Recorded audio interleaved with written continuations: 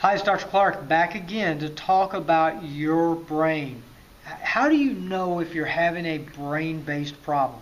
Well, I'm going to give you the most common symptoms for kids and also the most common symptoms for adults. So, first of all, for children, the most common symptoms are these.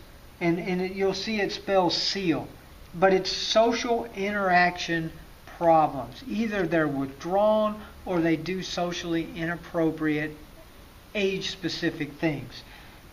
Another common problem is emotional outbursts. This is really common with a child that's having an temporal lobe issue. So their temporal lobe is where their limbic system is contained, and it's where you're going to get your emotions from. And the frontal lobe is your inhibition to keep you from doing things that you shouldn't do. So these emotional outbursts are a sign of brain-based problems. Then ADD, ADHD, autism spectrum type disorders, very common brain-based problems. And lastly, learning disability. What's the neuro delays? What's the difference in these two? Well, typically these are right brain problems. Typically these are left brain problems, but they're still brain-based problems. For adults, it's a little different. This is the most kind of bad eye. That's the way I remember this.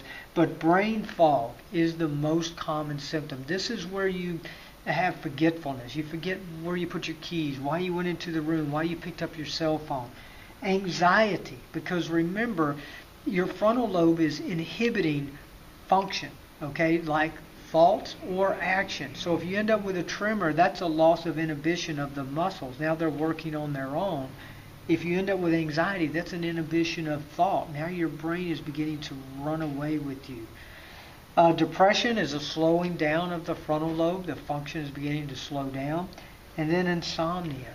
Insomnia is a huge problem in America today, being treated with drugs, but it is a brain-based problem. So if you have any of these things, the way you're going to confirm this is by having a complete and thorough functional neurologic exam by someone that knows how to examine the different areas of the brain to see if they're working properly or not.